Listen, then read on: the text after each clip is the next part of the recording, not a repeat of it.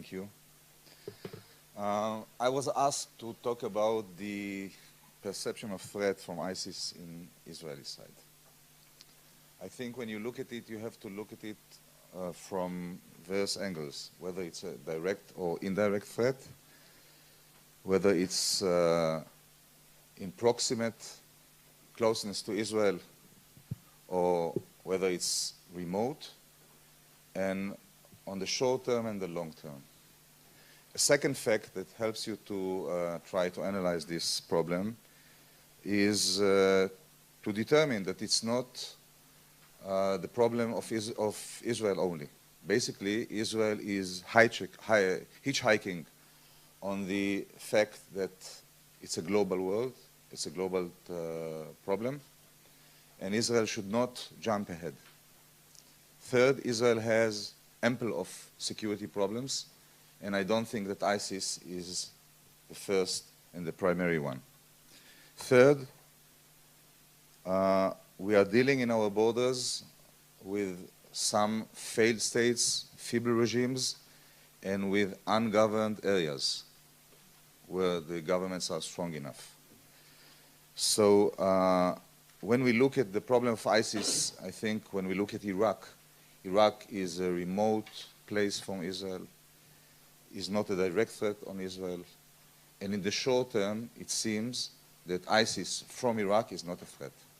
When you are looking at the Syrian situation, it's a little bit different, but not that much. In Syria, ISIS, as we have seen in the map, is concentrated on Raqqa and Deir ez-Zor, which is not on the borders of Israel. On the other hand, we have another foe, which I think that we should put a lot of emphasis on, is Jabhat al-Nusra. Jabhat al-Nusra is basically Al-Qaeda. It's one of the partners of Al-Qaeda. Al-Qaeda has 4 partnerships, close partnerships. Jabhat al-Nusra was the one that was lately joined this. We are talking about Al-Qaeda in the Hijaz, Al-Qaeda in the Islamic Maghreb, Shabab al-Somali, and Jabhat al-Nusra, which replaced ISIS or IS or ISI before it became ISIS, and now it's IS, and had direct confrontation with Al-Qaeda.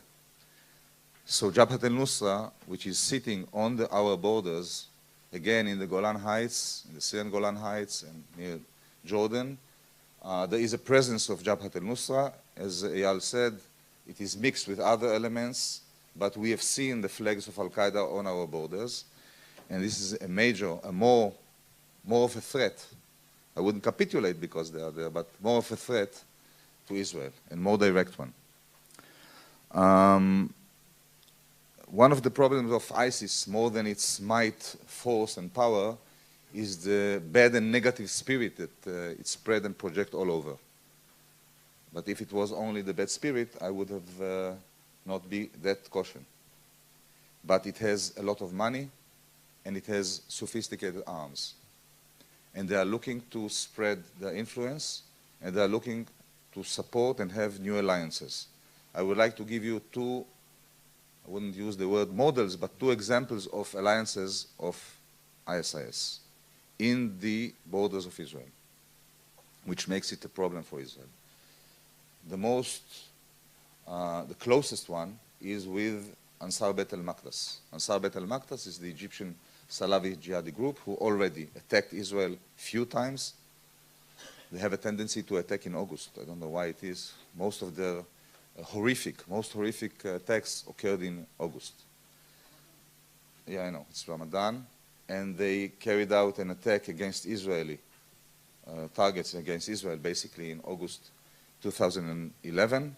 Then against the Egyptians, a massive attack in 2012, which was aimed towards Israel, but they were blocked by our Air Force before they crossed in.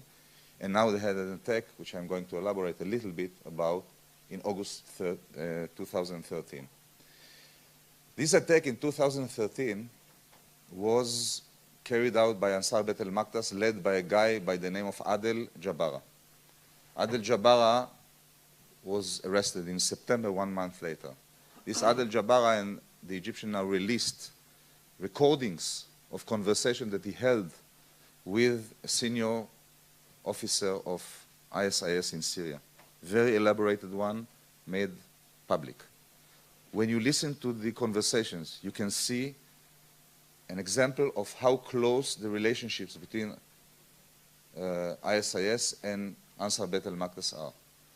And in these conversations, Adel Jabara and the other guy in the Syrian side, first of all, Jabara reported, he was the one who was in charge on the attack on August 2013. When they killed, they took off the bus 25 soldiers and just executed them in the style of Daesh, but they have their own styles as well.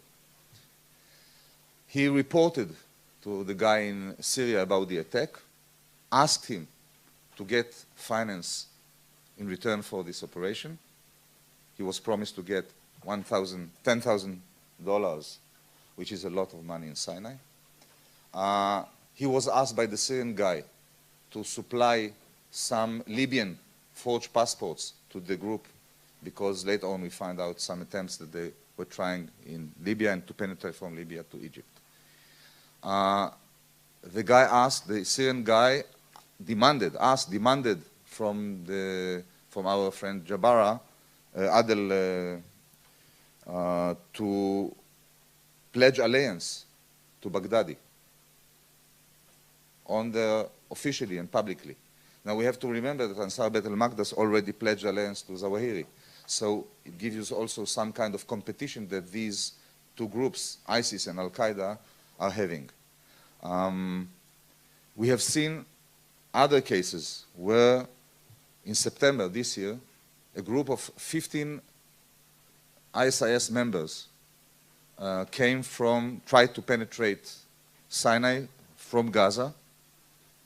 They were caught probably for another attack. It was in July this year. They were caught before they were about to execute another attack in August. This September, 4 members of ISIS tried to penetrate Egypt in order to carry out an attack with forged passports, and they were intercepted. We had cases of people from ISIS, a member of Ansar Beit al-Maqdis, who is originally from Gaza, who was killed in ISIS in Syria. And we had more and more cases like this. So this alliance is already on the run. And I won't be surprised, I don't like to talk about the future.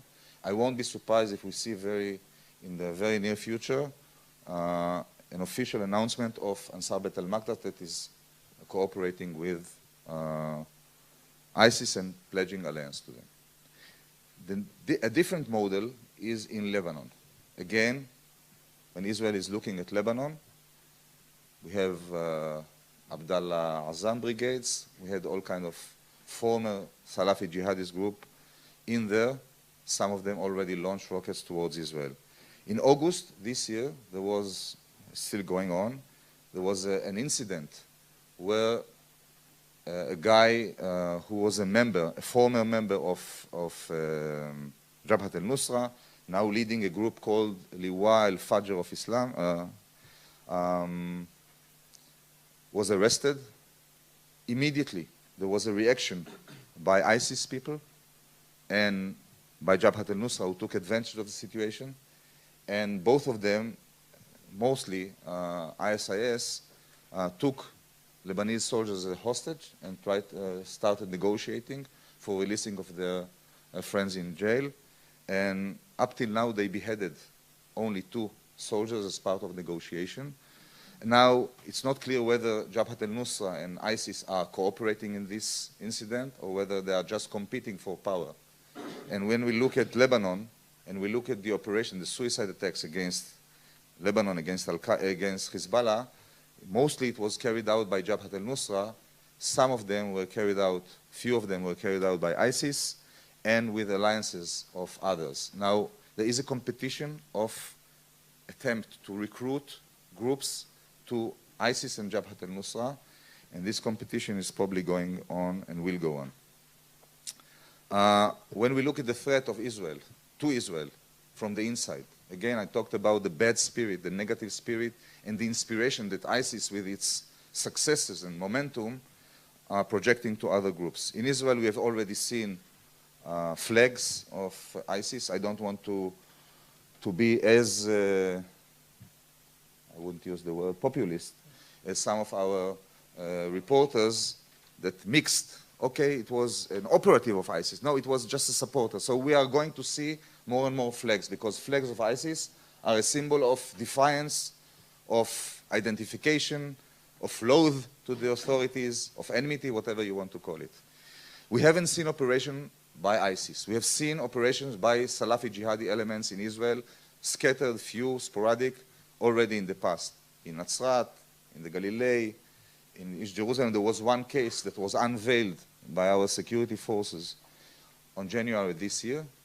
3 persons, 2 from East Jerusalem, 1 from Jenin, were planning an operation in Israel, and it was conducted miraculously by, allegedly, by Ayman Zawahiri, who gave the order from Pakistan to somebody in Gaza who coordinated the attack and these operatives. And according to the unveiled plot, it was intended to, he was intended to go to Syria to cooperate with people from ISIS, Al-Qaeda, ISIS, maybe these were the good old times, and come back to Israel. So there was one attack with a sign, or planned attack with the sign of ISIS. And there was another one that you mentioned of Namush. Again, he was attacking a Jewish target, and he was killing 2 Israelis and 2 other people. So we have already signed that international attacks against Israel, against Jewish targets, as part of their plans are already there. These are the bad news. The good news is that Israel has quite many partners in this neighborhood. Some of them are vehement enemies of Israel. Even Hezbollah and Hamas, both of them are blocking or trying to block any elements from Al-Qaeda or now from ISIS, the new superpower, that will try to operate, not because they like Israel, because they don't want to lose their grip on their territory. And Hezbollah is fighting against ISIS and against Jabhat al-Nusra and against this momentum of Sunni Salafi jihadists. And Hamas will definitely, again, I usually don't use the word definitely, but definitely will try to prevent any signs of local jihadi Salafist groups, whether they identify with Al-Qaeda or ISIS, in Gaza. They don't want to lose their hegemony. So in this sense, plus, of course, Egypt and Jordan are cooperating with Israel because of their mutual interest. The last sentence for you, Azani, I know that you are pressed in time. I'm not pressed in time. You have time.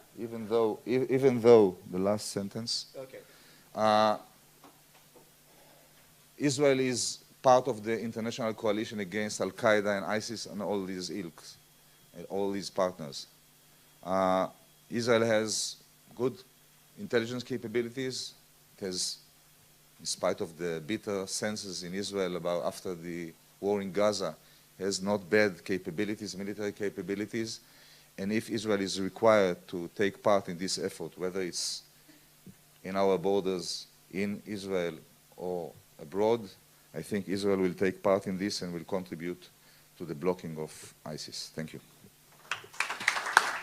This is a question for Shiraz.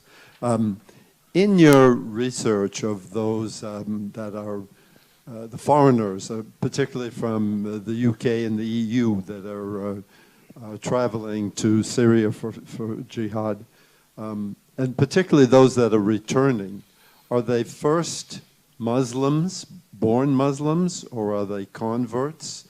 And secondly, what is the ability to infiltrate or supervise or oversee when they return, so as to prevent activity in their original countries? Another one. Last question for this circle, and then we answer and then continue. We didn't talk much about, we didn't hear much about Jordan. Jordan is very vulnerable with almost 2 million refugees that came either from Iraq and from Syria. What is the situation there as far as ISIS? Okay. You want to start with the answers? No? China, Russia, no. Jordan? The Middle East? No. Somebody want to answer? China and Russia there. Okay. It's a hard question, China. I know as an Israeli that it's a very bad idea to volunteer. But I'll address the Chinese question, although I have very, very little knowledge of China in general. It's too huge for me. But we detect in our project the activity of the Uyghurs. Uyghurs, yeah. And in recent years, there was, and we have specific project on suicide attacks that we follow. And there were several attacks, quite massive attacks in Xinjiang this year, which combined attacks with knives and suicide bombers.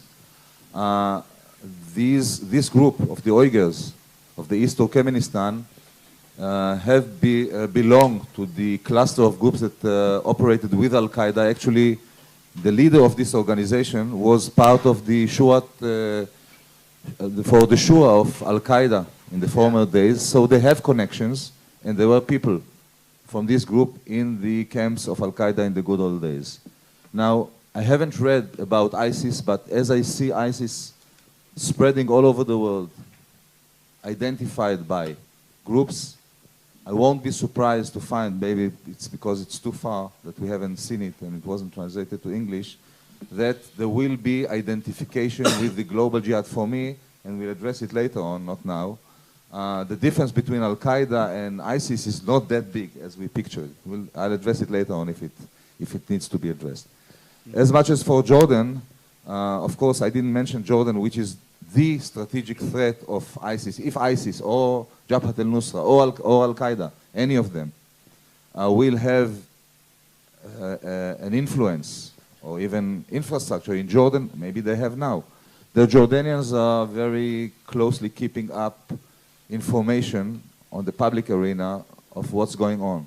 But from time to time, when we meet people who were in Jordan and have contacts with the authorities, we hear of interceptions of these kind of groups. Of course, the combination of high number of refugees from Syria, from Iraq, and the unrest, and the basic resistance of people in Ma'an and in Zarqa to the authorities, and Zarqawi came from there, is a fertile ground for such operations. The Jordanians are much more efficient than the others. I can speak not for Israel, but for the terrorists. I will represent them. I think for ISIS, Israeli is not the first priority, even not the second one. ISIS' priority is quite clear. They want to kill as many and to punish and to basically to eradicate the Shiites, who are perceived to be the worst apostates. Then they will deal with the strayed Sunnite who do not accept the dominance, the supremacy, if you wish, of the new caliph. Everybody who defies the caliph's order is eligible to be killed. And then, maybe, in future, they will go and avail themselves for Israel. It doesn't mean that they won't, what I call, omit, or will throw on the way attacks against Israel, because it's popular, it's raising sympathy to their cause, etc., and they will support groups, as I mentioned before. As for Nusra, Jabhat al-Nusra, again, they have their own priorities. Their pragmatism, quote unquote, so-called pragmatism that they are performing, not only vis-a-vis the local Syrians, they are focusing on Bashar al-Assad. This is their main target. And this is why they don't change position and firing towards Israel. Again, I don't count them. For me, it's almost inconceivable. Not only because of the rhetoric that Zawahiri express on their behalf, that they are going to finish the traitor Assad and they will avail themselves to attack Israel, but this is something which it's almost inevitable that they will do. So for them, either when they finish Bashar al-Assad, and if not, if there is a continuous stalemate, they may turn to Israel and try to attack Israel. Definitely, they are on the borders, and they will try to infiltrate Israel as well. Okay. I would like to talk a little bit about the weaknesses of ISIS. think the brutality and savagery of ISIS produces sentiments of revenge. And in the Middle East where they operate, it's a very significant component which will they suffer the blowback. Second, they were skillful enough to create a vast international coalition with strange bedfellows in it. And with all due respect to ISIS, they are not a superpower. We are not talking about China or former USSR. Third, ISIS creates enemies from within. All Al-Qaeda and its ilk and others are looking very bitterly towards ISIS, and some of them may operate against them, and some of them have already operated against them, and Jabhat al-Nusra fighting against it is quite clear. Second, concerning your question about the supply of arms, if they plan for a long fight, they need a constant supply of arms. Up till now, their main source of supply is a loot. The Iraqi and the Syrian army are the suppliers. I don't see any foreign players who is paying for them. We are hearing all the time about rich persons from the Gulf state, etc. But with this kind of war, they will need a supply, and this is a weakness that for the long run, they will have problems to fulfill.